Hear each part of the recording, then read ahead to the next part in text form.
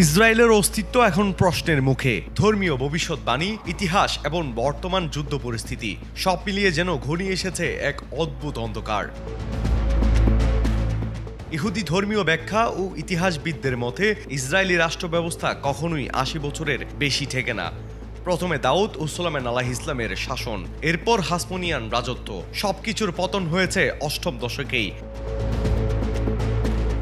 বর্তমান ইসরায়েল রাষ্ট্র গঠিত হয় ১৯৪৮ সালে, অর্থাৎ এখন তারা পা দিয়েছে ৭৭তম বছরে। ইহুদি সমাজে এই সময়টিকে বলা হচ্ছে অষ্টম দশকের অভিশাপ। এই পরিস্থিতিতেই ঘটে গেল ২০২৫ সালের জুনের সবচেয়ে বড় ঘটনা, ইরানের সরাসরি ক্ষেপণাস্ত্র ও ড্রোন হামলা।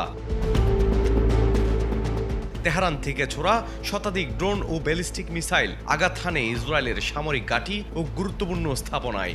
বিশেষ করে নেবাতিম এয়ারবেস ও গোলান হাইটসের কাছে বিস্ফোরণ ঘটে, যা এক প্রকার যুদ্ধের ঘোষণা বলেই বিবেচিত।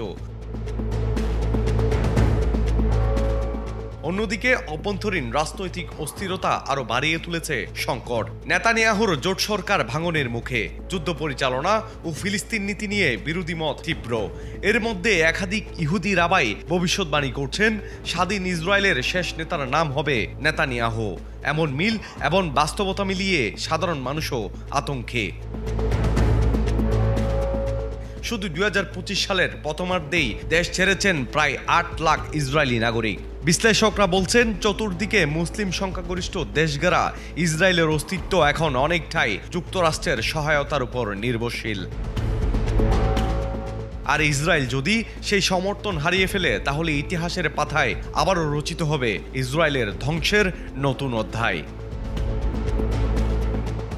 News desk, Chattala 24।